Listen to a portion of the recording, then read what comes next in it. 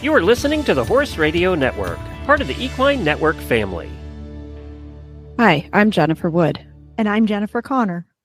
From Equestrian Businesswomen, and you're listening to Equestrian B2B, the podcast that brings together industry leaders, entrepreneurs, and equestrians for conversations about how they build and sustain a successful business.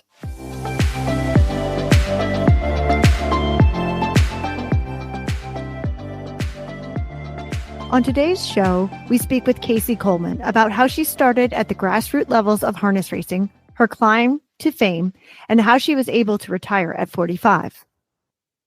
Casie Coleman was born in British Columbia, Canada, and grew up in the harness racing industry. Both her parents came from racing backgrounds, her dad in harness racing and her mom from thoroughbred racing. When she was young, she wanted to be a harness driver. In 2000, Casie had a life-altering accident in the barn where she was severely burned. With 22% of her body needing skin grafts, she spent 3 months in the ICU. After her recovery, she moved east to Ontario to pursue her dream of catch driving. When that didn't work out, she decided to become a trainer. With 2 horses in tow, she built her business from the ground up, eventually moving up to the Grand Circuit and breeding her own horses. Casie is the first female in harness racing history to enter a horse in 2 $1 million races in one season. Casie passed 100 wins and $1 million in total season earnings in the process, becoming the youngest female trainer in Canada to reach such a milestone. Casie has won 5 O'Brien Awards as Canada's Trainer of the Year. She trained the 2012 Canadian Horse of the Year.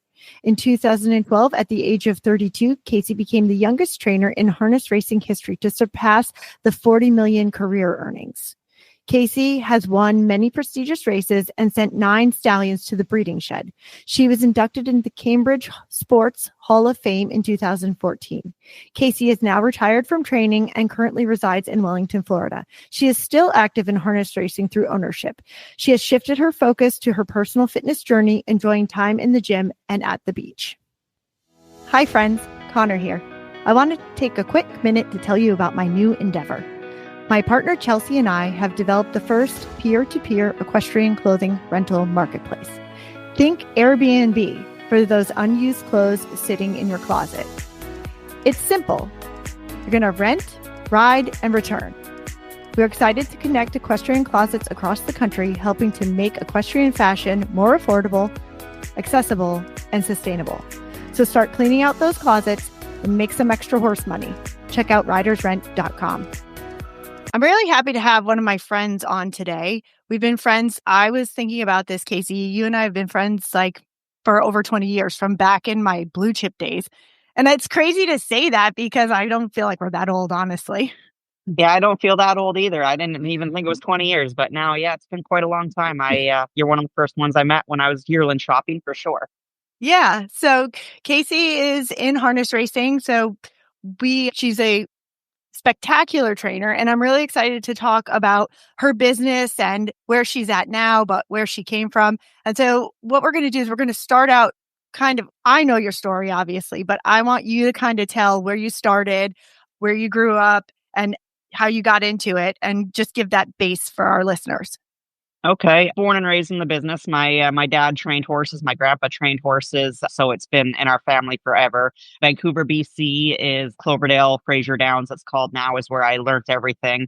And basically legit born in the barn. My parents raced nonstop, and that was their business. And I kind of had no choice. So I'm glad I liked it because I kind of had no choice. They didn't have a lot of staff. And from the time I was able to pretty much walk and do anything, I think I was working in the barn.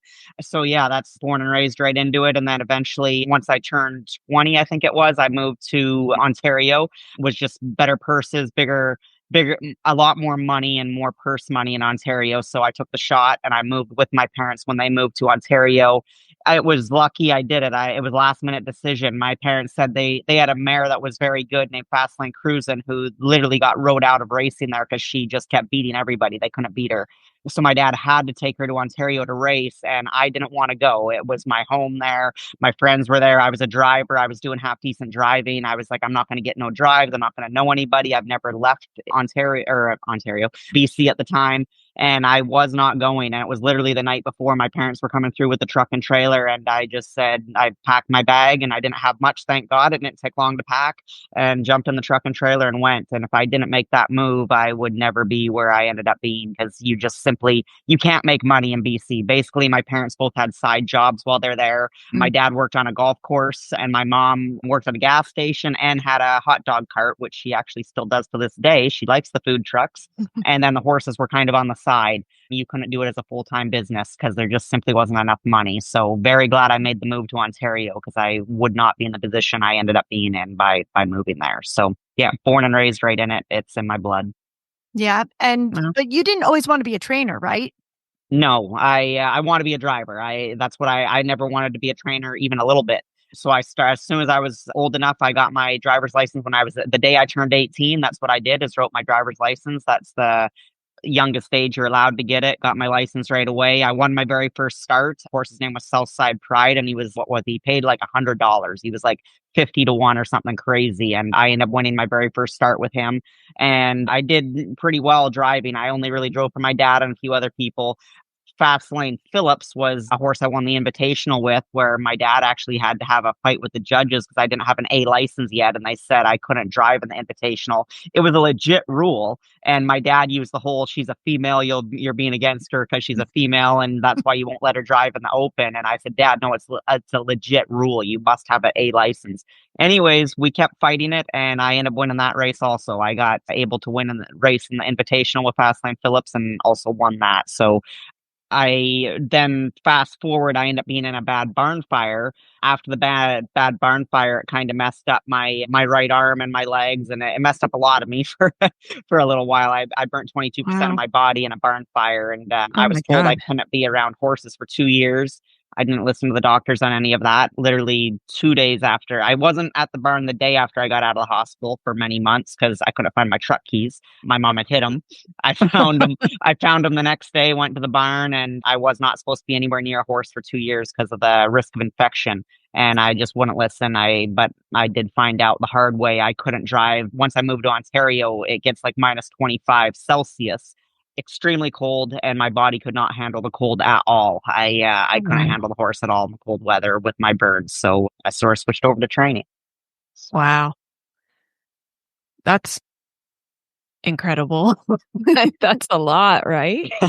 And how old were you when that happened? I believe I was 18 when the barn fire. No, 19. I had just started driving about a full year. So yeah, I think I was 19 when the barn fire happened, and it was my own fault. I was heating up. I was working for a guy named Billy Davis. After the races, I was putting away my own horse who was racing the next day, which was also Southside Pride, the same horse I had my first win on. I was racing him the very next day, putting him away. I don't know if I know you guys have a lot of different horses. It's that you guys do interviews on. It's called the reducing. It's like a black tar liniment. And I like to heat it up with alcohol to make it into a liquid. And I couldn't find the small bottle of alcohol, so I grabbed the gallon and poured a little bit on with the gallon. And obviously that was a very bad decision, and it just blew up. And yeah, I was saving the horse. The horse was fine, but I thought the horse was on fire because he was freaking out, and he ripped the cross ties down. He bolted down the shed row. I grabbed the end of the cross ties. I drug all the way down the shed row with him, not letting him go, just thinking he's on fire. I didn't realize he's running from me. I was the one on fire. So I burnt for quite a long time because I did not know I was the one on fire, and I refused to let him go. And it didn't end up being a very good situation. Right. I was in the intensive care unit for quite a few months after that happened. So, wow, I'm so sorry to hear that. But I mean, to come out of that horrific, event in your life and be able to still find a way to be with the horses and become a trainer, it shows a lot of perseverance and love for the horses and sport, huh? Yeah, definitely. And like I said, I still chose to keep driving. And when I was still in Vancouver, with the better weather and in the summer in Ontario, I could still drive. But when a horse grabs on too much to me, the cold weather, different things still affect me because I was actually, my right leg was supposed to be amputated. There's no muscle left in there. Most of it's all, my parents had to sign a thing knowing that the right leg it was basically not even an option. They were told it was being amputated. And Wow. once they went into surgery, obviously the doctors, thank God, were able to save it. But because of that, I don't have a whole lot of strength like I should and feeling and muscle and everything there. And my other big problem is my arm. So yeah, just when a horse gets too aggressive or the weather conditions I'm not safe in a race. I found out the hard way. Oh, man. So I moved to training sort of. Yeah. Yeah. And you started your own stable, right? After you moved to Ontario? Yes. I never trained on my own at all in BC. I was just working for my dad, driving for my dad, and it wasn't up until I moved to Ontario. And saying that, when I became a trainer, that was kind of just fluke too. I still didn't want to be a trainer, and it's basically I was working for my parents at Flamborough Downs in the back stretch, and they're paging over the intercom. We need a trainer to fill in on a new owner seminar. Can somebody fill in? Because a guy named Billy Budd, who was a trainer, didn't show up. And my parents said to me, "Why don't you go do it?" And I'm like, "Why would I go? What am I going to do?" And they're like, "Well, go fill in. They need a horseman, and you just got to answer questions to new owners." And I thought it was a bad idea. My parents were like, "You should go do it." So anyways, I went and I did it, sat in this new owner seminar for probably about 2 hours, and really cool, just answering people's questions. I was sitting there as a driver. I was there as a driver. Now, some of the questions they asked were a lot of trainer questions too, which obviously I know, working for my dad forever and working in the barn. So I did that. Fast forward about a week later, the race office calls me and they said, "There's an owner from that new owner seminar. They would like your phone number. Do we have permission to give it to them?" And I'm like, "Why would they want my number?" And we're like, "We don't know, but they want your number. Can we give it to them?" I'm like, "Okay." And I just found it was weird. So this guy named Merlin House calls me and he basically said he really liked what I had to tell him. He liked me and he's interested in getting a horse, and he's interviewing me and JR Plant, who was also in the new owner seminar, to be a trainer for him. And whichever one he chooses is going to be his trainer. And I said, "Well, I think you got the wrong impression." I was like, "My dad's a trainer. If you would like to talk to him, and obviously JR is a trainer, but my dad would be willing to talk to you, but I'm not a trainer. I don't even own a harness, let alone train a horse. Like, I work for my dad and I drive." And he's like, "No, I would like you to train the horse." And this kept going back and forth. And I kept telling him, "I'll set you up with my dad." Finally, I said, "Okay, I'll train you." And I knew the horse. I'd been watching her racing against her. Her name was Keep Her Flying. I loved the horse. My parents simply didn't have a lot of money, or they would have claimed the horse. She was in for 8,500. And I said, he said, "I'm going to give you 15,000 to find me a horse." And I said, "Well, we only need 8,500. I know the horse I want." Wow. And her name's Keep Her Flying. And fast forward, we claimed her. I think I won, I'm going to say 5 or 6 in a row with her. I won my first start with her, driving her and training her. And she went right up the ladder. She ended up getting claimed off of us for about double or triple what we paid for her. We took that money, reinvested it, claimed more horses, still end up having that horse. I claimed her back and I gave her a home for life. And she was actually a broodmare for me. She produced a horse that made just under $1 million for me, named Keeper's Destiny. She was the broodmare of that horse. So she did very, very well for us. And it was just one of those fluke things. I was not a trainer at all, and I had to borrow my dad's equipment, borrow my dad's harness, brushes, blankets, halters, everything. Wow. And then he claimed a second horse, and it just kept snowballing. And one of the funny parts of the story is Merlin said to me when we're going to claim the horse, one of the things I said is, "Make sure your trainer owns a part of the horse, so you know that they're for sure giving you 100%. Make sure they own a part of the horse, so they're not just looking for that daily training rate." And Merlin said, "How much of the horse would you like?" And I'm like, "Huh?" And he goes, "How much would you like?" I'm like, "I don't have any money." And he literally didn't know me from a hole in the ground, this guy. He gave me a quarter of the horse, which I worked off. He paid for it, Wow. and then I worked it off. And he just simply gave me a quarter that I, with over time, paid it off for him.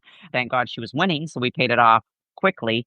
But I'm like, who does that? Like, this guy didn't know me from the hole in the ground. And if it wasn't for this guy, Merlin House, I would have never been anybody. I would still just, who knows what I would be doing. Wow. Because he just gave me the chance of a lifetime and kept investing money, and we kept doing well. And saying that, probably the most expensive horse I ever bought for Merlin, I'm going to estimate is about 15,000. Never bought big priced horses, always stayed at the smaller tracks and bought cheaper horses and did extremely well. And I literally owe everything I've got to that guy, because he did a lot for me.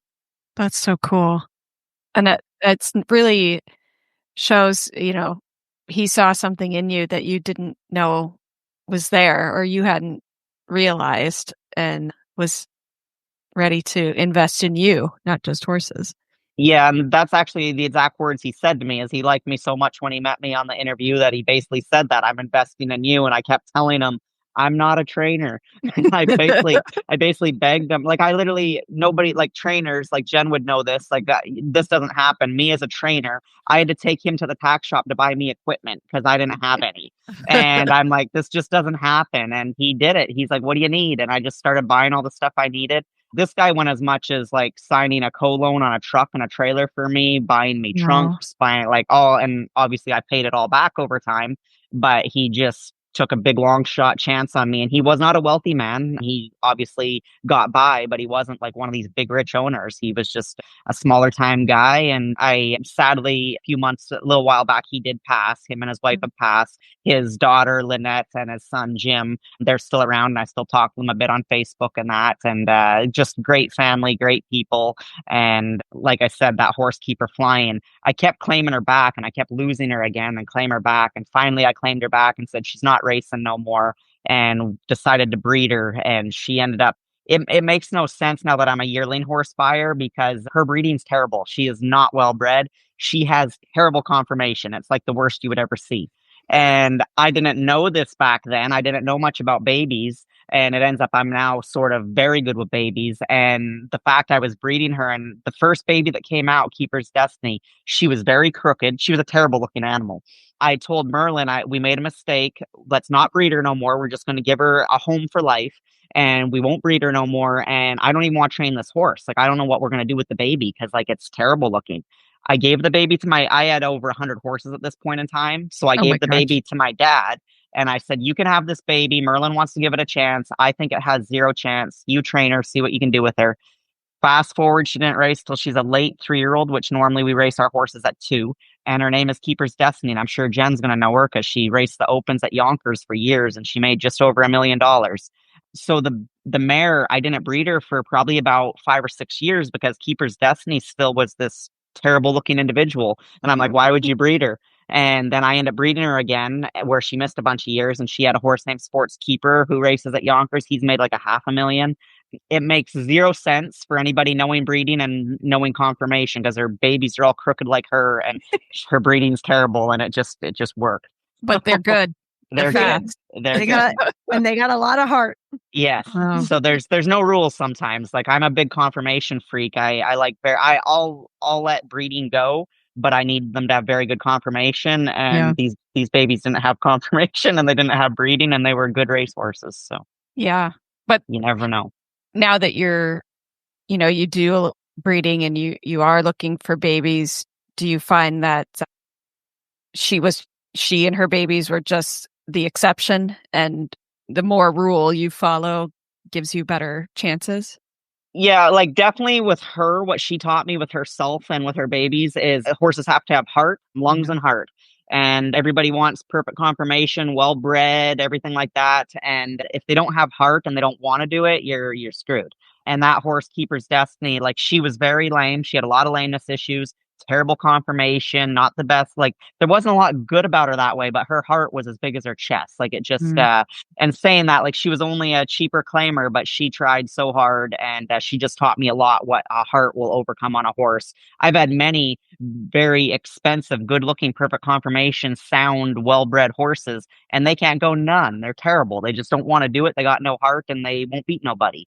Whereas her, and she threw it to her babies, thank God, because she just had a heart, a heart of gold, that's for sure. She didn't want nothing to beat her. So she was a great horse and she lived out her life till she was pretty old before she finally did pass. But she lived out a great life and I'm glad I was able to give her a good life because even when we stopped breeding her, she was too lame to even have a baby anymore. And I said, listen, let's just give her a home and leave her in the field and let her live it out. And I'm going to say she went till, I don't know, 22, 23.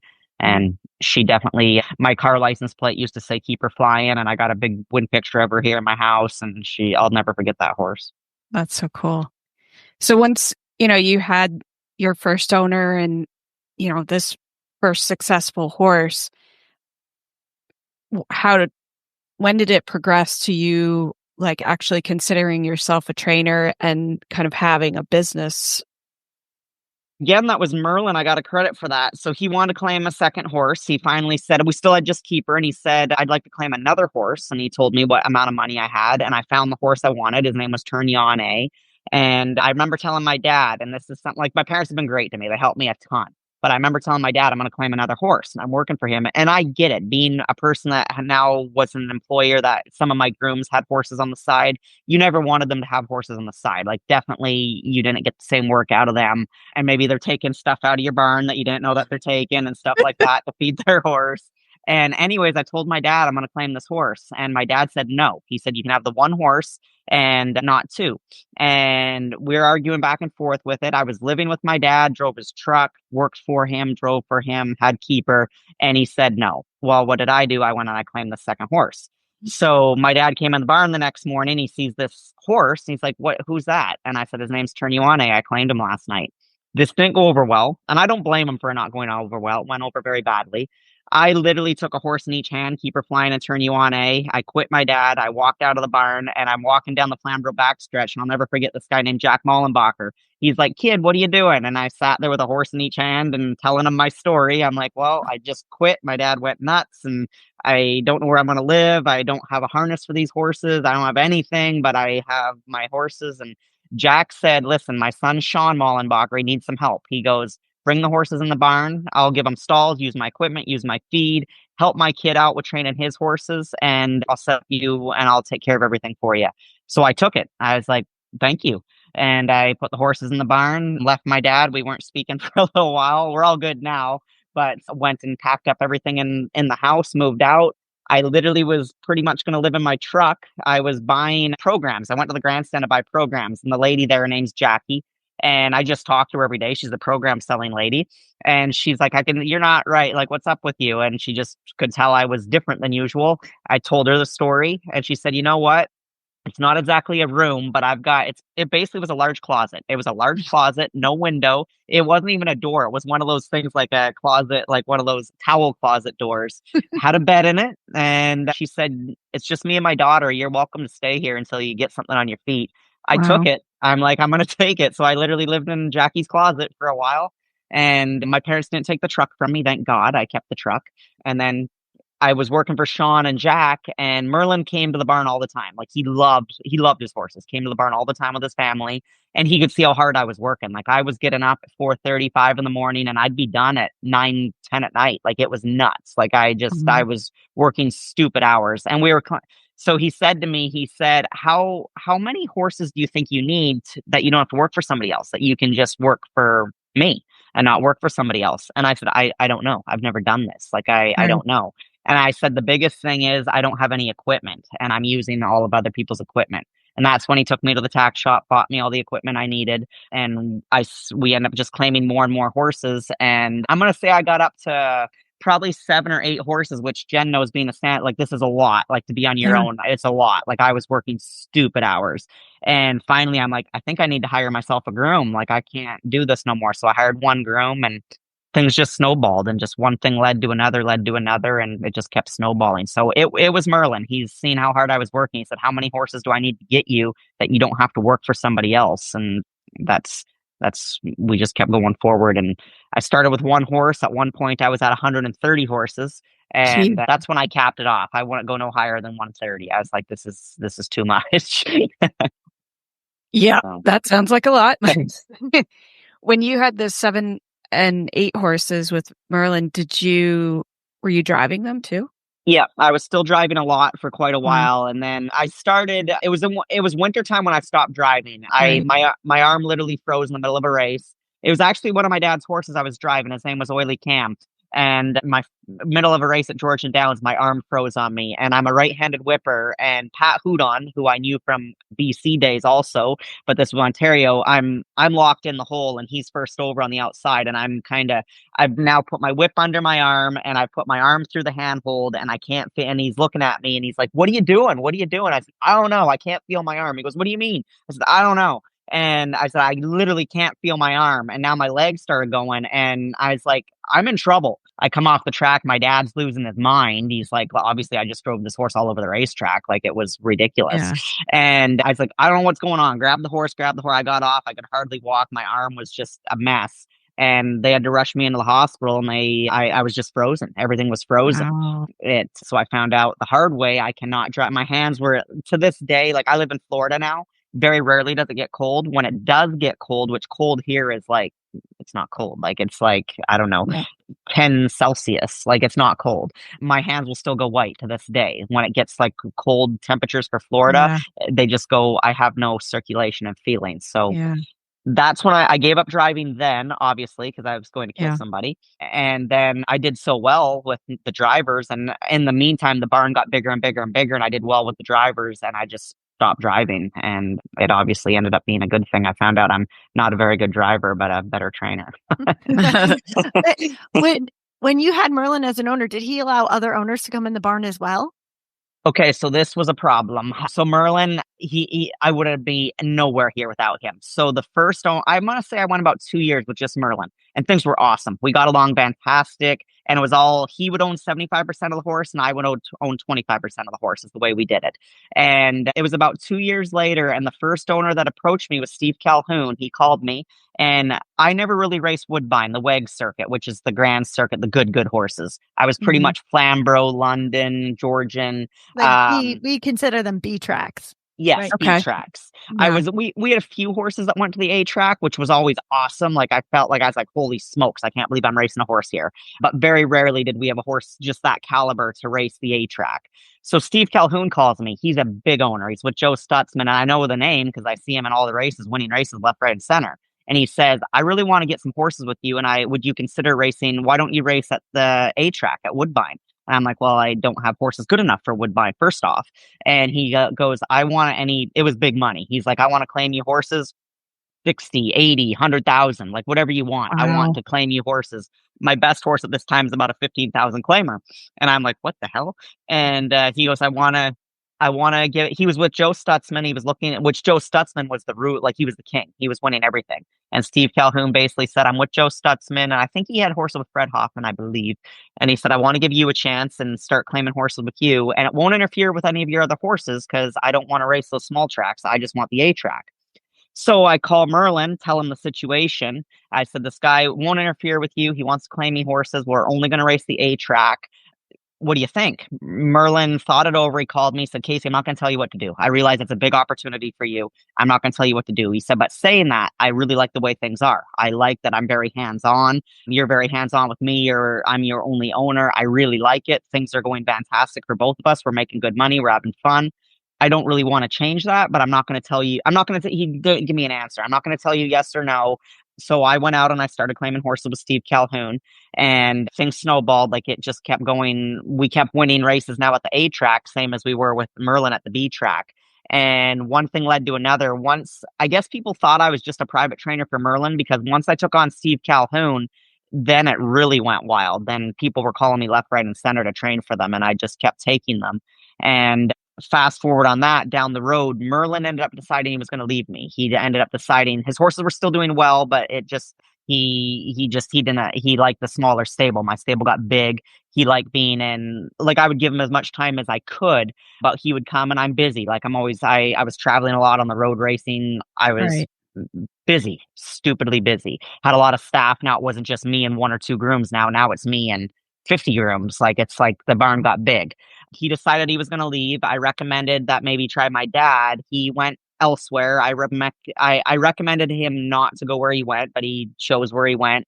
It didn't go so good for him for a little while, and I felt bad about that. But saying that, he came back and he went to my dad, did well again with my dad, still kept horses. Like, we still kept in contact. He still kept horses with dad eventually, but he just preferred the smaller stable. He didn't want a trainer with a lot of horses. Still wished me luck all the time. We still got along great. So it wasn't like a bad feelings split, but we did split. And I wish that never happened. I would have loved to been able to.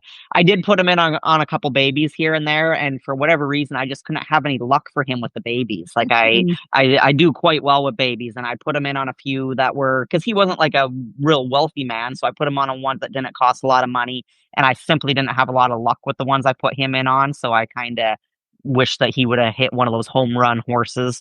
I'll never forget with Merlin, we had a homebred out of that mare, Keeper's Destiny Sports Keeper. I entered him in a gold, which is so we have grassroots and gold. So it's like the B division's grassroots and the A division's a gold.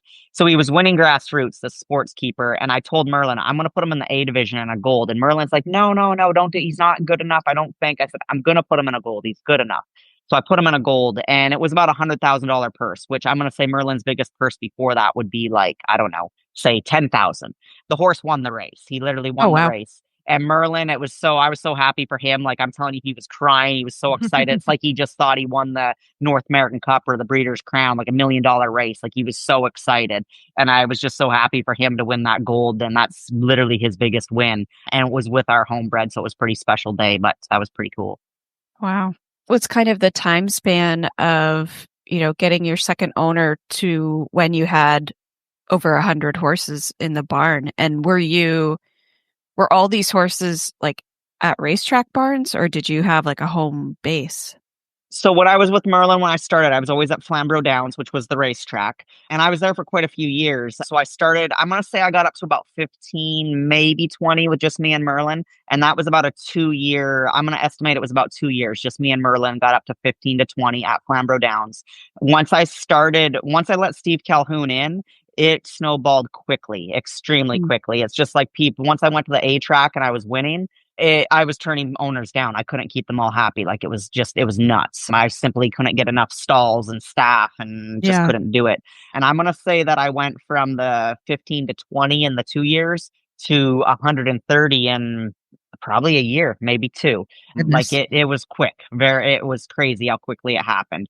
And I had all those horses at Flamborough Downs up until they closed. They literally closed the back stretch, and I had to look to move. I didn't want to move, and I ended up going to Casie Lane Training Center after that. And then I ventured out into the States, and then I was doing dual operations. At one point, I was doing my Canada operation at Casie Lane. Anthony Beaton was the main guy in charge of that barn, my head assistant trainer. And then I opened up Showplace Farms in New Jersey with Andrew Harris, who was my head guy there that ran that stable. And then I also opened up in Florida for winter training eventually. So I had a stable there also. But just thank God for real good staff over the years, because I was like a yo-yo all over the place and ran many stables and many different operations for quite a few years. But yeah, once I let Steve in, it just really, really snowballed. It got real big, real quick. And you're still in your early 20s at this point. Yeah, I opened up, I'm going to say I was 22, I'm going to estimate, when I claimed Keeper Flying. And so I know American Ideal was in the year 2005. And that was one of my first real good Grand Circuit horses. So yeah, I think it was 2002 I opened up. And 2005 was my first Grand Circuit horse. So, and one of my first real good horses that got American Ideal, I want to say, is actually Jen has him, is a horse named Our Lucky Clean. That horse is very special to me. He was, I claimed him for 40,000 as a 3-year-old. He went for 60,000 with allowances. He went on and made us over $1 million. He won all kinds of big Grand Circuit races. Just an unbelievable horse. And because of him, Mac Nickel, the owner of him, trusted me with American Ideal as a 2-year-old. He said, I'm going to send you another horse. And if I didn't do so well with Our Lucky Clean, I would have never got American Ideal. And American Ideal is the reason that I went to the States for the first time. The very first time I started racing Grand Circuit, and the very first time I went to the States. And the things that horse did, he really put me on the map. So let's say our Lucky Clean started it, and then American Ideal really capped it off. And once I won Grand Circuit stakes with him, that was the reason people ended up asking me, we want you to train babies now and younger stock, and just everything snowballed again. Yep. Shout out to Luck Dog. Hanging The out, Luck Dog. retired, loving the retired life. But he's a great horse. He's a great, great horse. He was a cool dude. I want to say one quick story. I told Jen, when she took him for retirement, she told me she was going to do the retirement for standardbreds shows. They have these shows for retired standardbreds. I just thought you're riding them. Like, I know she's been riding them, and I just thought you're riding them. I did not think you actually hook them in a cart again. And you would think that a standardbred hooked in a cart, well, that's no big deal. Well, Lucky had a very big quirk where you literally would hook him in a jog cart, and every once in a while he'd decide today's not the day, and he literally would stop and even go backwards and go quite quickly backwards sometimes. Oh, no. And I never thought to tell Jen this quirk because I didn't think he's ever going to be in a jog cart. I thought she's just riding him, maybe jumping him. I don't freaking know. And she told me, well, I went and I put him in a really big cart. Like it's one of those big fancy carts, I think, the way I understood it. And It's a 4-wheel cart. yeah, and he started going backwards. And I'm like, oh my God, I felt so bad because I didn't even warn her about the backwards thing, not knowing he's going to go in a cart. That's hilarious. Yeah.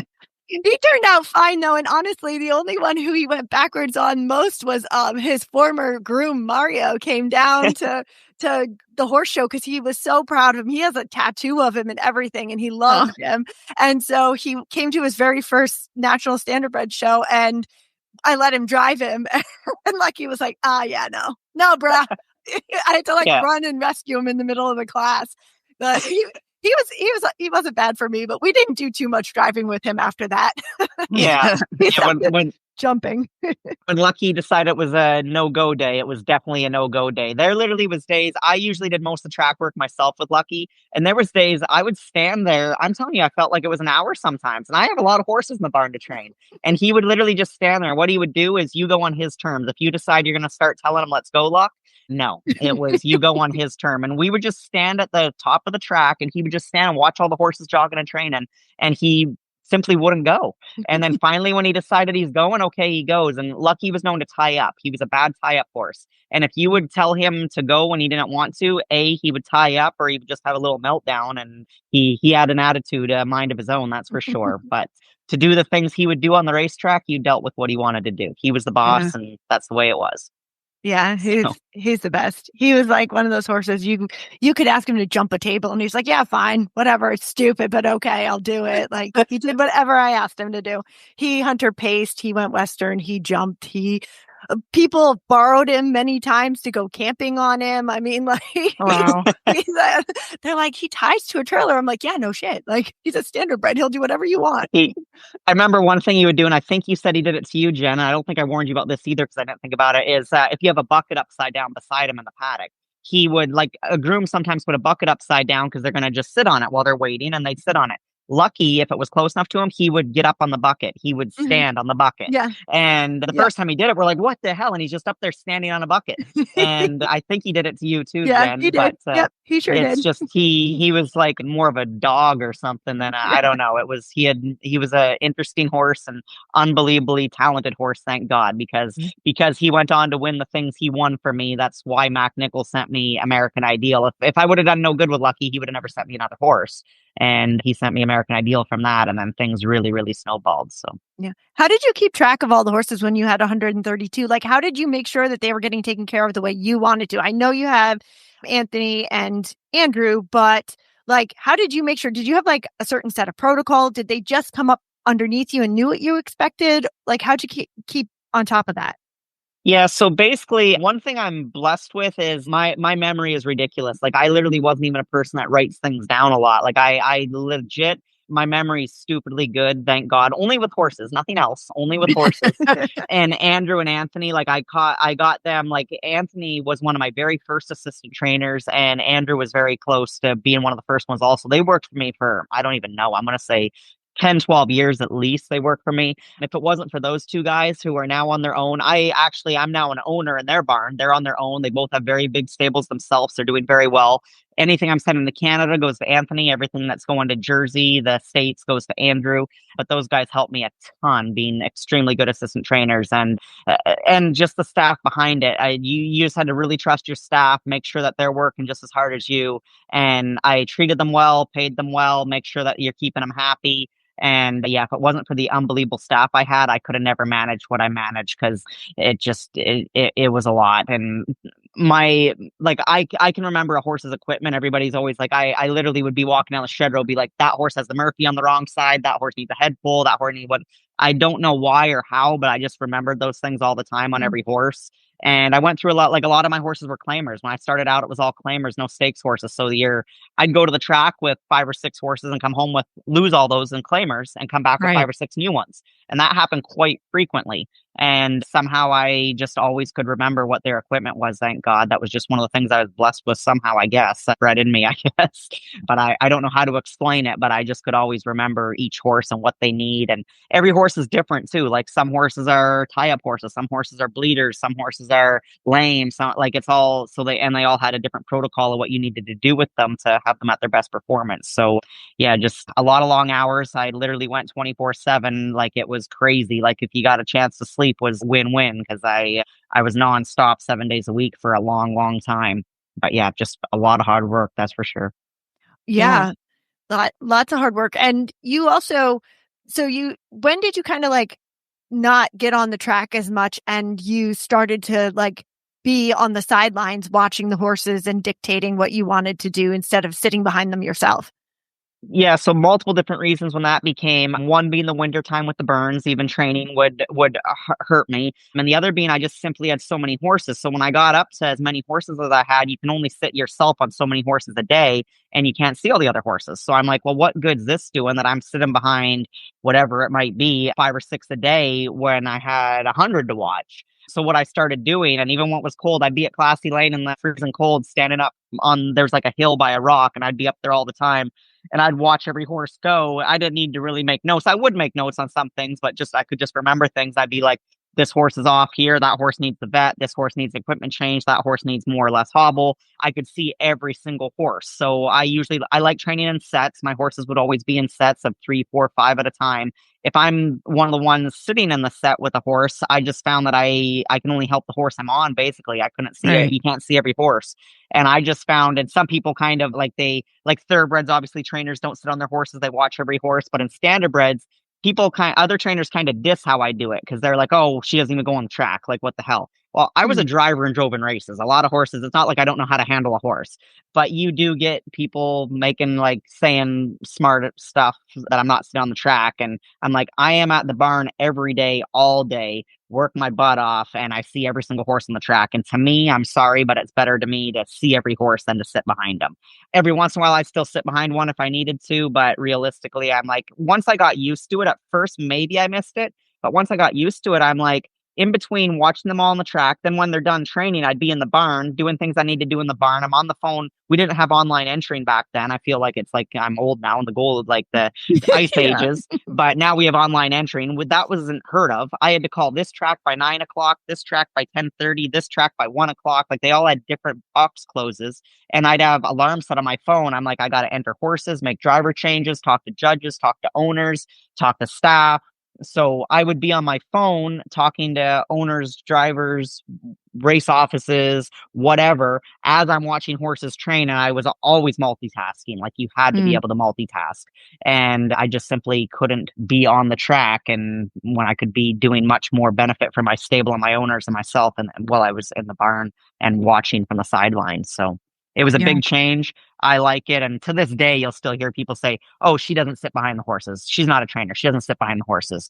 Well, just because my butt's not on the jog cart, I'm working more out. Those people that are saying that, I know I put in a lot more hours than they do. And it's just the way it is. I'm like, maybe if you work this hard, you'd do good too. But and also you have some great staff that you have come work for you. I mean, you have Hall of Fame guys that sit behind your horses that can give input too, right? Yes, my staff was amazing. I was very, very fortunate as I was getting bigger and bigger in my stable horse sizes that I was able to get the staff I got. Like I said, just using Anthony and Andrew again, they were godsends that I was able to get them in my barn. Another guy that's doing really good on his own, that was one of my main guys, was Gary Murner. He's doing very good on his own now also. And then, yeah, when Jen just said like Hall of Famers, like I had guys like Steve Condren worked for me for many years down here helping me break and train my babies, and he's just amazing. I'd have guys like Brad Kramer was a very good guy. Like all all kinds of very, very good trainers that I had in the, like, I feel bad I'm going to be missing out names. I had so many, which is such a huge stable. And also like the drivers, like guys like Dave Miller come in and help me train the horses. He'd always be willing to put in a hand. Randy Waples, who unbelievable Hall of Famer, and he helped me train the horses. I had a lot of very, very good hands on them. And my caretakers and grooms. Like I had so many good caretakers and grooms. And if you don't have good people that are doing that with the horses, like those are the guys with the horse 24/7. And I would tell them, if the horse has a pimple on them, like, I don't care how small of an issue you think it is. If it's a small little bit of snot, little sneeze, a cough, a pimple on them, I need to know about it. I need to see it. And they were so good. I said, nothing's ever a dumb question. And I would always make sure, because some of them would get scared, think, oh, this is just minor. Maybe she doesn't want to know. She's too busy. And I would make them know, no, tell me everything. And they always did. And you're able to fix a problem before it was a huge problem, when it was still a small problem. So yeah, great credit to my staff. If I didn't have an amazing staff through the years, I would have not got anywhere. And I think too, you're always good to your staff as far as what you paid, but also like doing barn parties and bringing in food and doing barbecues and just including them in being part of that atmosphere. Yeah, I'm a big believer, and I was the staff for a long time. I groomed for many different people, and I was a big believer. Whenever I was treated good, you want to work harder, you want to help that person, you want to win. So yes, I always gave them big win incentives. Like if they got very large win bonuses if their horse won, which I thought made them work harder. And yeah, like Jen said, any win, I'd bring in coffee and donuts for everybody. I'd bring in lunches. I'd do catered barbecues. I'd have them to my house, do big steak barbecues. I'd take them to Ruth Chris Steakhouse. And this is like the Keg Steakhouse. Christmas parties. I'd have 75 people there paying for steaks and lobster for everybody. It cost me a lot, but it pays off in the long run. The better you treat people, the better they treat you. I would always fill up for after work. I'd always fill up the fridge would be loaded with drinks and beers and alcohol. I'm like, everybody have a drink. Let's chill. And I don't want to look back at the credit cards to see how much money I probably paid out over the years, because it was a lot. And I'd keep them fully, like shirts, hats, jackets, stable stuff all the time. I even had as much as a stable horse, where I would always claim one horse that was under what was called by a mile stable, and all my staff owned an equal percentage of that horse. And I will say one year it kind of went poorly for me. We did extremely well, and it was a large staff, and I believe the bonuses were, I think it was something like $15,000 to each groom, might even been a bit more. And I paid them all out their Christmas bonuses. And a whole bunch of them decided to take their Christmas bonuses, quit, claim their own horse, and go on their own. And I lost a lot of staff all at once at Christmas time. So I found out that was a bad idea. So some of those people down the road came back looking for their jobs back again, said, I made a mistake, can I come back? But that hurt me a lot. That's kind of, I lost a lot of staff all at one shot, and that really hurt. So yeah, treat them good, but maybe be careful you don't treat them too good. I went as much, like when you brought up Mario, when he had a big year with Our Lucky Clean and Moving Pictures, I took him to Las Vegas with me. I paid his trip to Las Vegas, and I many times I took the staff. I know Anthony and Andrew, I took them to, we went on a Caribbean. I rented a house in the Caribbean for like a week before. So lots of things like that. We were very good friends, and still are very good friends with a lot of them, besides just being workers and employees. So, but one of the things that I like is that you have, like you said, you have some of the guys that went off on their own. Recently, I was listening to a girl who worked for Todd Pletcher, and she's on her own now in Saratoga, but like she literally made a plan with Todd to go out on her own. And she said, hey, listen, like I've worked for you for, I don't know, 5 or 6 years. In the next year, I want to go out on my own, but I don't feel comfortable yet. Can you help me get to that point? And then like they interviewed him saying, yes, I knew she was capable and I wanted to help her go out on her own, and she's going to do a great job. But they made like a year plan. Did you do anything like that with your guys?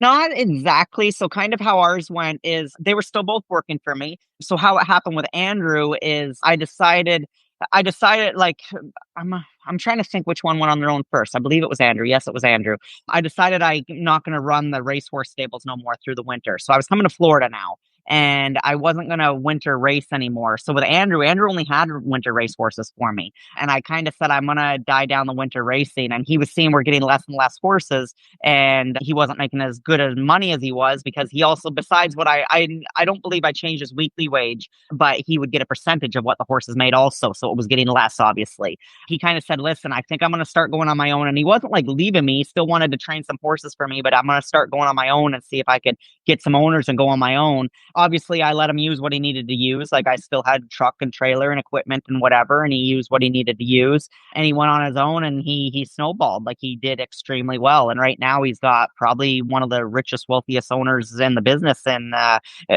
they're doing extremely well right now. He's got a stable I could only dream to have ever had right now with the kind of horses he's buying. Basically, this guy will buy him anything. Like, if they literally bought a horse for $1 million. Wow. So things are going extremely well for him. But yeah, he kind of, how it happened is I got smaller and smaller, and I remember me and Andrew are very tight. We always were, we still are. And he sent me a big long email, which we always talk on the phone, we text, and he didn't know how to bring it up to me. And he goes, I think I'm going to try to go on my own. And he didn't know how I was going to take it. And he sent me a great big long email, and I was like scared to lose him, because I'm like, what am I going to do without him? But he still helped me and still does help me to this day. He still has horses in his barn for me. So whenever I was sending horses to the States, even though he was on his own, he would still help babysit mine, I'd put it. Like, it would be in my name as trainer, but I wouldn't be there, and he'd be babysitting it for me. And Anthony, he was coming to Florida. He was coming to Florida a few years. His wife was coming with him, Lisa, and she works from home, and she was able to work from home off the computer. And it got to be too much. I think she needed to stay her job, like being in Toronto, and just the traveling back and forth, having two homes. They had their home in Canada, and then their place they would rent here for the winter. I think it just got be too much. And they're like, listen, we're going to stay for the winter in Canada. And again, I just didn't have enough horses for him to keep him employed and keep him going. So kind of the same thing. He gave me notice, and he gave me plenty of notice, and I just shut down the racing operation. It really, really hurt to lose those two guys. And it's probably another reason when I started downsizing, I simply couldn't train the amount of horses that I did when I had guys like that able to run my operation. I ended up getting a guy named Mark McKinnon, who took over after Anthony, I believe, is when he kind of came on. He was great. He was awesome. And he was able to go back and forth with the Florida and Toronto thing. He did a great job for me. But yeah, I definitely had to downsize the stables once they decided to go on their own. And they're kind of in a way like my kids watching go on their own, I guess. Like, I think they both got probably 50 horses each, and doing very well. So I'm very proud to see how good they're doing. Kind of shutting down the winter operations was maybe the first step to, once you got to that huge level, then starting to scale back and become a smaller operation. And from there, what kind of decisions did you have to make in order to, still have, be making a profit or have a financially viable business after you started scaling back?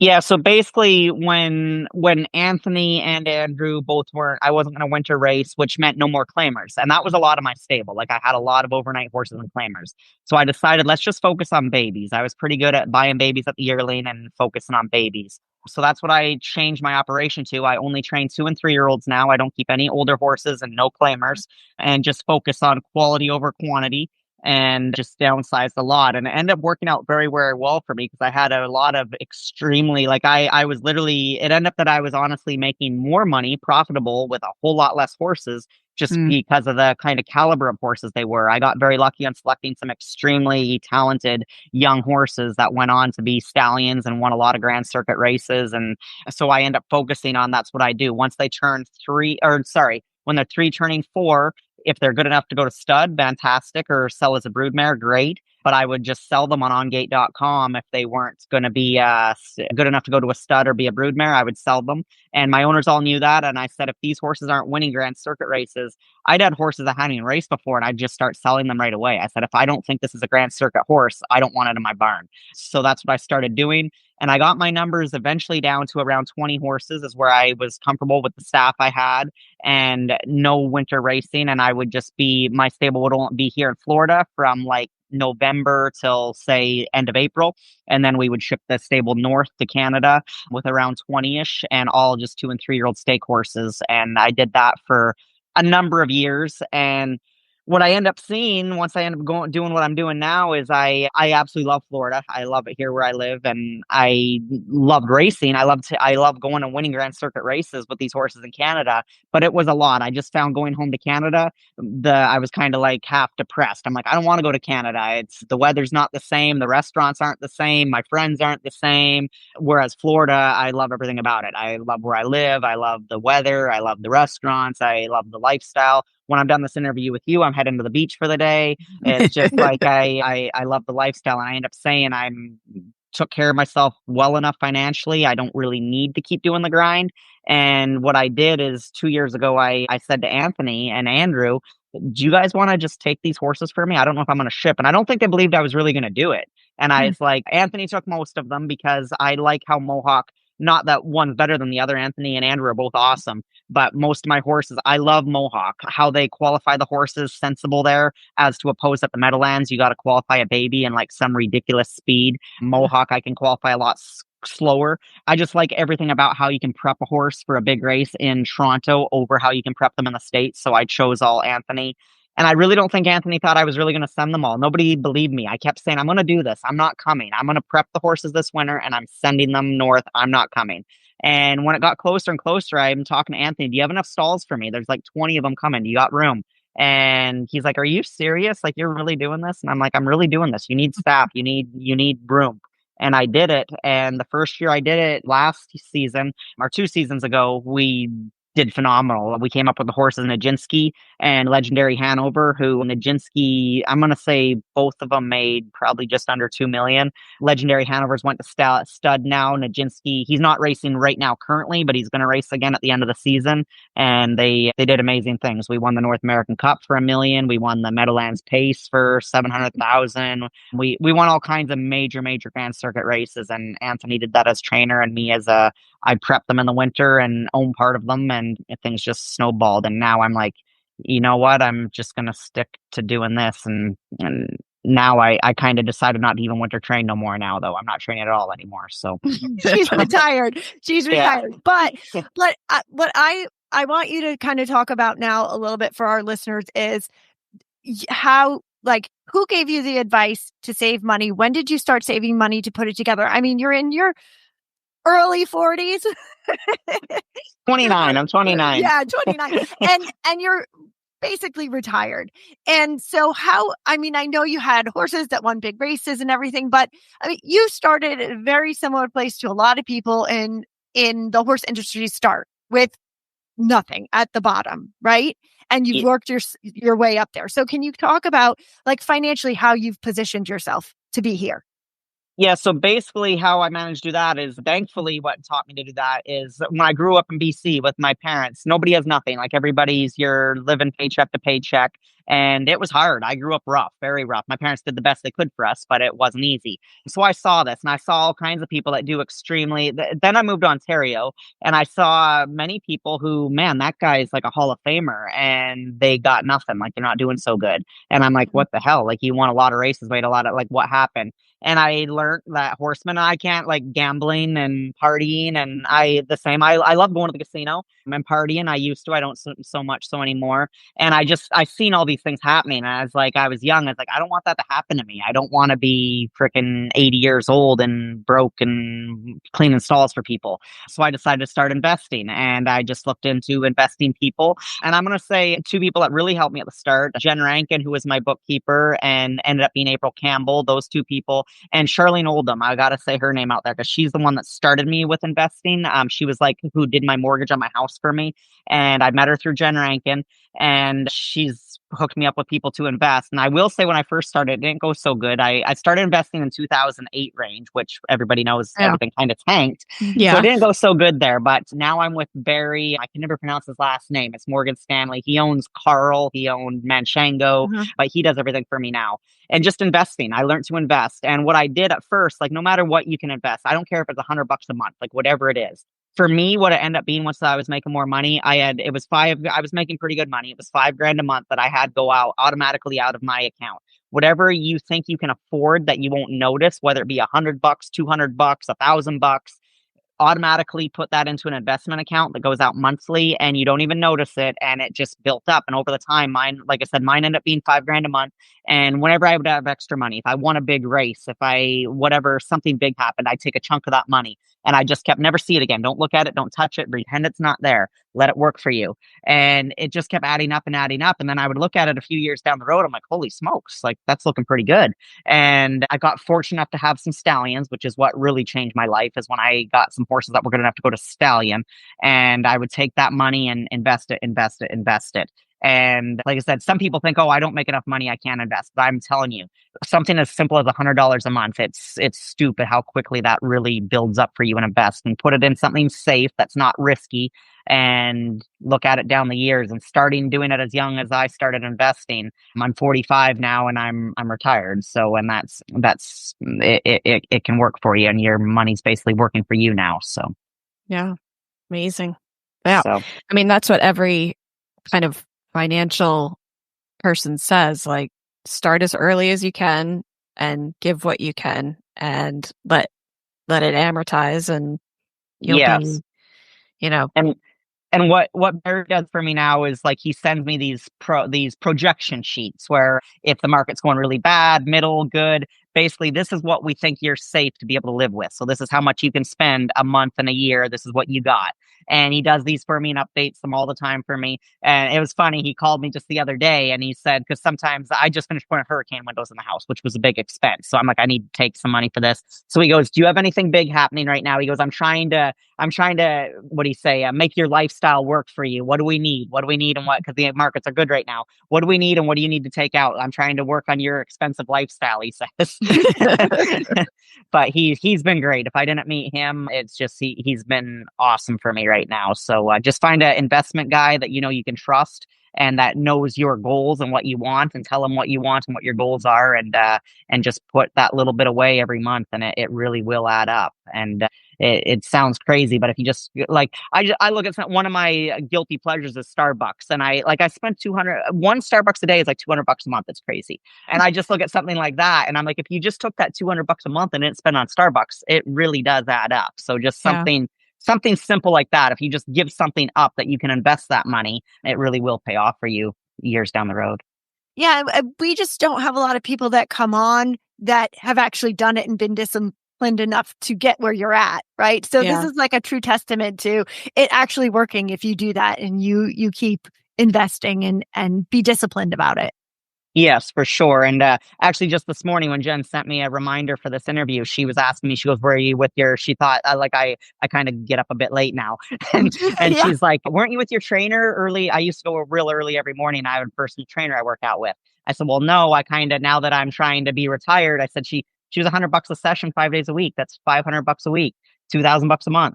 And so I just said, I let her go, and I'm doing it on my own still, and everything's working good. But yeah, so exactly, be disciplined. Like, that's the other thing a lot of horsemen do in our business anyways, is they way live beyond their means. Like, people that I know are not paying their bills and owe people money, and they're on a vacation, they're out for a fancy dinner, they're gambling at the casino. I love the casino, but I go there knowing that you're probably going to lose it. I'll be like, hey, listen, I'm going to go to the casino. This is going to be fun. This is how much money I'm taking. If I lose it, it's gone. Don't be mad about it, even though you're going to be mad about it. But don't go to the bank card. Don't go in for more. But a lot of that's where a lot of horsemen's money go, is gambling. And they lose everything. And let's say partying and expensive vacations that they simply aren't set up for. Like, you can't go to a steakhouse for $100 right now. Like, it just, you gotta, like, when I grew up and when I was starting, I ate a lot of craft dinner. I ate a lot of frozen pizzas. I ate a lot of McDonald's. Probably why I put on a whole lot of weight there for a little while. Probably how I did that. But you got to live by your means. And definitely I grew up rough. And when I was first starting out, I wasn't able to do what I do now. I definitely, I was eating the 99-cent box of craft dinner multiple nights a week. Yeah. And looking back, like, do you think 20 years ago you would have ever imagined where you are now?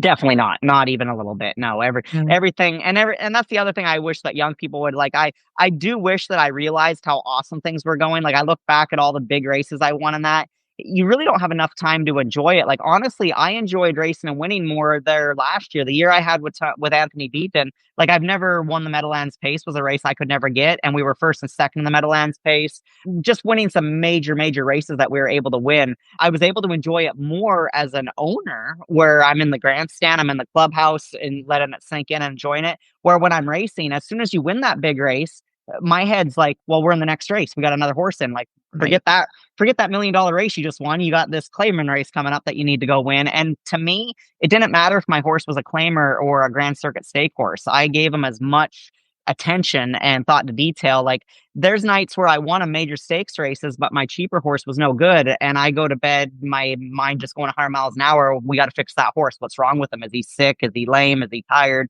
What happened? And I find that I didn't get to enjoy it enough. Like, so no, I never thought I'd be where I am, for sure. And I just wish that you got to learn to enjoy the moments when you have them, because I definitely let some of that go by that I shouldn't have, and I should have let it sink in and enjoy it a little bit more than I did. I was just too focused on business and racing, maybe. Did you have any kind of like identity crisis after you were, decided to retire? Like, was it a struggle for you to think, well, I'm a like the top level Hall of Fame level horse trainer, and now I'm not anymore? Are you okay with that? Yeah, I'm good. Like, a lot of people seem to think that once I retire, they're like, you'll be back. And maybe I still will. I'm not 100% saying that I won't be, but saying that it's been 2 full years since I raced on my own and 1 full year since I trained. And I'm not missing it at all. Like, I keep myself busy. I work out like crazy. I go to the beach. I go to dinners. I've been traveling a lot. And these are other things I couldn't do if I didn't retire. Like, just last year, for instance, like, I traveled all over. I went to Dubai. I went to England. I went to Ireland. We went on Caribbean vacation, like, just things you simply can't do. Like, when I was racing, if I got a week off once a year, fantastic. Our vacation was when you're on the road. Like, when I go to Lexington, Kentucky to race and go to the sale, that's my vacation. Harrisburg, that's my vacation for the yearling sale. And it's just like, you just have no time for it. But yeah, I guess I miss it a little. Like, I watch the big races, obviously, and usually it's me in the big race and they're talking about your horse. And now, like, I still have some horses that were in them. This year, we're not having that great of a year so far. Our good horse, Snijinski, got hurt. I'm hoping he'll race the last half of the season. And a few babies that I'm managing and own a piece of, they're just not doing the greatest so far. We haven't had a great year. But so yes, I miss that. But no, I don't think I'll be back. Saying that, I haven't completely sold all the equipment yet. So we'll see. Yeah.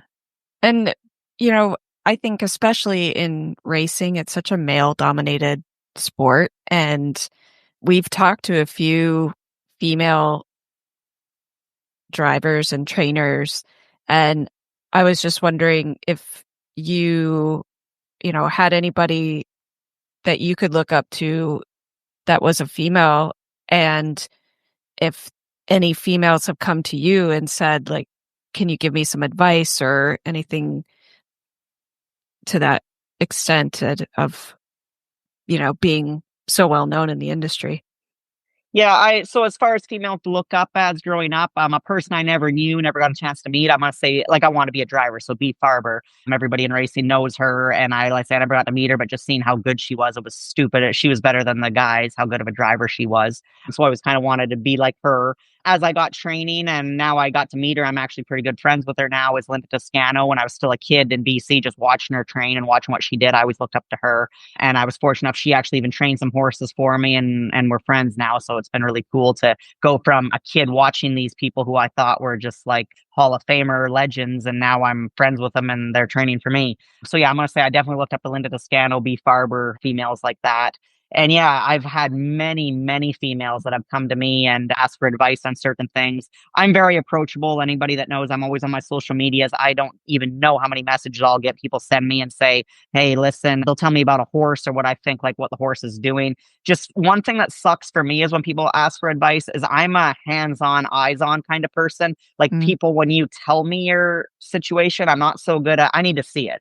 I need to see and feel the situation. So I try my best to help people. But yes, I have people from all over the world who will send me questions. Like, I'll get great big paragraphs and say, hey, this is what my horse is doing. Do you think you could help me?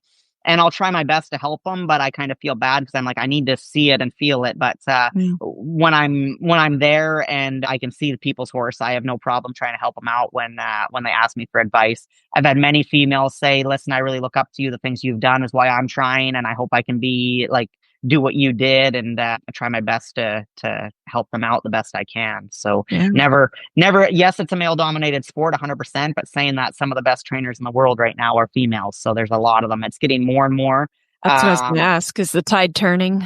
It's getting more and more. And when you go, like when I went to go to New Zealand and Australia, I went there like years ago on a vacation. There's a lot of female trainers and drivers, like way more than here. I don't know why that is. I don't know why there's way many down under than there is here, but there is. And look here, there's men like Lauren Triton. She drives with all the people here. I know you guys did an interview with her. She does extremely well driving against all the guys. Nancy Tactor's a female trainer in it. She does extremely well. Like there's all kinds of them. Like I'm definitely missing names for sure, but don't be discouraged just because you're a female in a male dominated sport. We can do it just as good as they can. So awesome. Well, it's been really cool talking with you and learning your story. And I think it's truly inspirational to so many people in the business, whether you do, driving or jumping or dressage, whatever it is. I think all of those traits and showing, what you've put into the sport is what matters and can really lead to a lot of success as well. So it's been great talking with you. Thank you for having me. Yeah. And at the end of each episode, we ask the same 4 questions to each guest. And Connor starts with the first question. What is your unfair advantage over others? Unfair advantage. I know you did tell me these and I didn't really think of them. I'm going to go. You know what I'm going to go with? I'm going to go with my unfair advantage is how I grew up in the business. Like the fact that I grew up with absolutely nothing. And then to see once you make some stuff and make some money and make something of yourself. Like if I didn't see what I seen being young, like basically if I was one of those kids growing up with a silver spoon in your mouth, I would have never been where I was. Like there's a lot of kids nowadays that don't leave their house and just live off their parents. And I'm very glad I grew up how I grew up. So I'm going to say my unfair advantage is growing up how I did, learning to work from a young age and learning to I was born and raised in the barn, which made me, I only know horses. So I basically knew a horse inside and out from the time I was born. So my unfair advantage is just growing up in the barn. It just give me, basically, I think I'm almost part horse. Like I'm very good at reading a horse and figuring out what's wrong with them, I think. So it's from growing up with them from a young age. Yep. Yeah. Cool. And what's something worth fighting for? And what is something worth giving up? Man, I'm going to go worth fighting for. Gotta be Starbucks. I'm going with Starbucks. I don't know if that's supposed to be the answer on a horse, but I'm never giving that up. So yeah, worth fighting for Starbucks. Maybe I'll go with this one for not worth giving up is I'm going to use this as an example. I've had many horses where I found that I couldn't figure them out. I couldn't get them to go. I gave them up to help the horse itself and the owner. I would contact a different trainer and say, hey, listen, I can't figure this horse out. It's not adapting to my program, and never think that you're too good and nobody else can improve off of you. I always did what was best for the owner. So there's multiple times I would take a horse and tell the owner, I'm going to give this horse up because I simply can't figure him out and maybe this trainer can. And I did that back when I had 100 horses. I would not figure out certain horses and say, please take this horse and try to help my owner out. And I never had too big of an ego. You can't ever have too big of a head and too big of an ego and think you're too good for everybody else, because you gotta every once in a while bite the bullet and have somebody else help you figure things out. Yeah, that's great. What has been your favorite age so far? Favorite age? Man, I guess I'm 45 right now. I'm going to go like last year. I was 44 last year. And last year that's the first time I did as much traveling as I did. I had a fantastic year racing the horses. Between Anthony and Andrew, we made around 4 million with like 20 horses. So I won the Meadowlands Pace, which was amazing. Both horses, one went to stud with Legendary Hanover. So the racing was great. Business was great. I traveled with my mom a lot last year. I'm single right now. So I took her with me as my date we went to Dubai. I just finished saying earlier, we went to Ireland. We went to Paris. We did the Vincent and Elaine Lee Memorial in Ireland. That's a great trip. If anybody ever wants to do that, the VDM, they just finished doing it again just this last weekend. So if anybody wants to ever go visit Ireland for a week. Look up the Vincent Delaney Memorial. I hope I'm not pronouncing that wrong. Nope, you got it. It's fantastic. I went on a Caribbean vacation we went to Cancun with my mom to this 5-star resort for a week. So I've traveled a lot at 44. We won a lot of big races, had a lot of fun. So yeah, 44 was my favorite age. Sounds like a good. Yeah, awesome. Is it cool to be able to give your mom something like that now, knowing she could never do that when she was younger? Yeah, for sure. Like the first trip I took her on was the VDM, and I was thinking about going as him and Han. I said, "Would you be interested?" She's like, "That would be the trip of a lifetime," and she'd love to. So I brought her. We had a great time. After we spent 2 weeks, we also went to England. We went to Paris. We traveled around Europe for 2 weeks. It was great. And then I remember I was invited on this Cancun 5-star resort.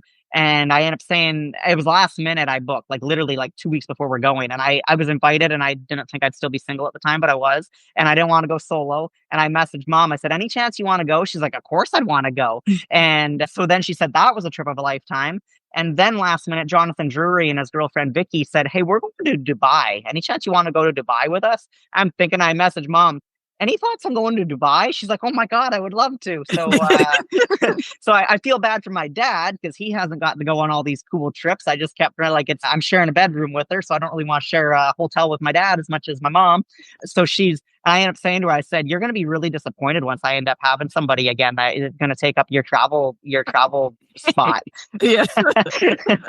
But it's been awesome being able to get to know her. We're actually leaving on Wednesday. I'm going with my mom, and my dad's coming this time. Even their dog Batman's going. We're going to Grants Pass, Oregon for 10 days to go visit my aunts who live in Grants Pass, Oregon. So it's kind of a family trip. So that should be fun, and we're all going. So That's awesome. good. And our last question is, who would you recommend as a guest for this podcast?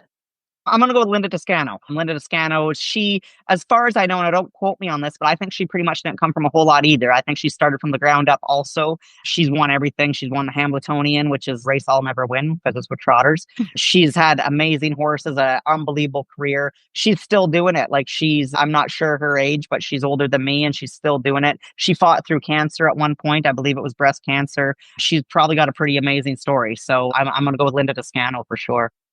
Yeah, she'd be great. Well, thanks so much for talking with us today. Yeah, it's awesome. No problem. Thanks, Casie. No problem. Thanks for having me. Hey, if you're over the sugar-coated stories and want the real unfiltered side of the horse world, come ride with us. I'm Maria Falgioni, former jockey turned businesswoman. And I'm Cheyenne Wimberly, bro racer and rodeo veteran. We're pulling back the curtain on the horse world, the wins, the wild stories, and the things nobody else wants to say out loud. Serious topics, zero stuffy vibes. Search Gallop and Gossip wherever you get your podcast and bring your tea because we've got plenty to spill. I love talking to Casie. I mean, I've chatted with her before. I've known her story, and she's so inspirational because, like I said, she started at the bottom. Very similar situation to me. We've taken completely different roads where I didn't go into training or wanting to be around the horses or any of that. And she kind of took the family business and ran with it and grew it. And she's so young, and she really was able to not just in the training world, but like know what she wanted. She's a very disciplined person and get there. Yeah. Yeah. I didn't know her story at all. And it's unbelievable, what she came from and what she went through with her injuries and to grow that much. And I thought it was going to be like, oh, I did this over 10 to 15 years. 3 years. She went from having never trained a horse to having 130 horses in her barn. That is unbelievable. And to keep that going and have the consistency and the winning and keeping owners happy and keeping employees happy, like that is just what a story. And it was so cool to hear it from her point of view and to, be able to recognize those accomplishments. I mean, the winning is great. And, all of her lifetime earnings and the Hall of Fames, and that's cool. But to be able to have that success and be able to provide such a comfortable life for yourself is just a huge accomplishment. I don't know. Yeah. Like you said, she's inspirational, and she did it all. I think you can talk more to this point, but she did it all with thinking of the horse first. Like she said, she wanted to know every single little thing that might be wrong with the horse so they could take care of it. And, she really put the horses first, and yeah, having 100 hours that she did. Yeah.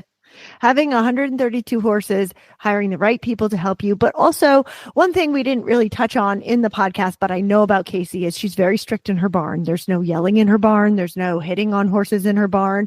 I mean, there's even a situation where she had a stud horse who was pretty aggressive, and she made the staff paint the area outside of his stall and put up cones so that they would avoid it, because he could grab somebody over the top of the gate. But she didn't want to take the gate away from him and put a full screen on him and not let him have his head out and be a horse and interact in the barn. She thought that would probably change his attitude and make him grumpy and not as good of a racehorse. So she works with the horses that she has. And then, like she said there at the end, if there's a horse that she can't figure out, she's going to do right by the horse and send it someplace else. Right. Like, if it's not for her, it's not for her. And one thing about Casie, she knows her lane, right? So in standardbreds, there's trotters and pacers. She's not a trotter person. She might have tried a little bit, but she knows she's not a trotter person. Like she said, she's never going to win the Hambletonian because she's not a trotter person. She knows her lane. She's very good at both fillies and colts in pacing bloodlines. She knows that conformation. They have different conformation than trotters, and she knows her pacing conformation well. And, that's what she's been able to be successful on and consistent with. And you're right. She puts the horses first all the time. She gives one off. She doesn't let trainers dictate and bully her into doing things with the horses that she's not going to do. Where a lot of people, a trainer will be like, oh, do we have to? Does it need time? That's going to cost us money. Money is never in the equation with Casie. And for somebody who grew up without financial backing from her parents, to be able to have that mindset and just do it is amazing to me. Yeah, definitely. And you meant owners, not trainers. Yeah, owners. Yeah, owners pressuring her. Yeah. Horses. Yeah. Because it's financially not good for them if horses sit in a barn. Well, you know what? That's what the horse needs. That's what the horse is going to get. So, yeah. And, she was quick to point out everybody who helped her and everybody that, led to the success. And yes, she had, like Merlin in the beginning, who was an incredible person to support her like he did.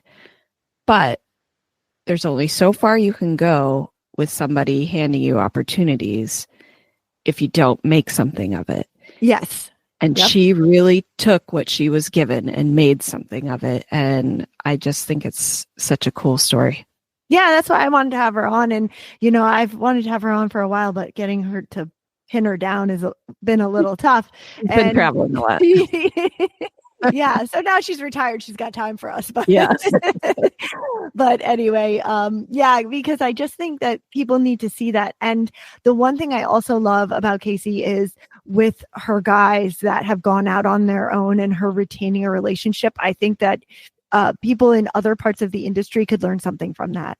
Yeah. That it's, that it shouldn't be like hard feelings when somebody decides that they want to move on. And like I was talking about the Todd Pletcher interview and them talking about him, like we would be well served to help people get to their end goals than be upset with them for having those goals. Right. And then, like we've said before, if you have a horse that's not working for you, but you're like, you know what? Anthony or Andrew would be perfect with this horse. Mhm. And then you have a place to send a horse where you know they're going to be treated well.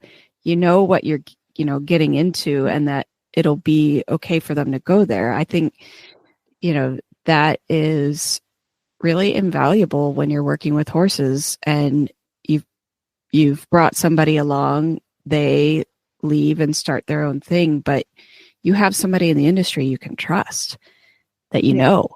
And that it touches on a lot of themes that we have spoken about before. Treating your employees well, right? Yeah. I mean, and and she has high expectations, but she also rewards those high expectations. Right. So, it was a pleasure talking to her. She's funny too. Yeah. I'm glad you got to talk with her and that we could share her story with everybody. And maybe we'll rope her into an EQBW meeting somewhere along the way too. Yeah, I think that would be a fun crossover. Yeah. And she's still got that Canadian accent. Oh yeah. Well, I mean, she is a dual citizen. Her mother is American, but she's a dual citizen, and so she spent a lot of time in Canada first. So right. I don't know. That's probably never going away. Nope. Your New York accent doesn't go anymore. Exactly. I wish it would sometimes, though, honestly.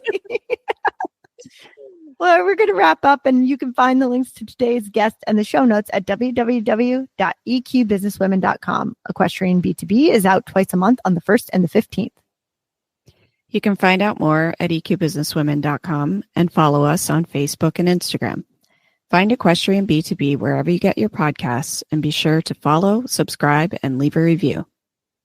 Now go be disciplined.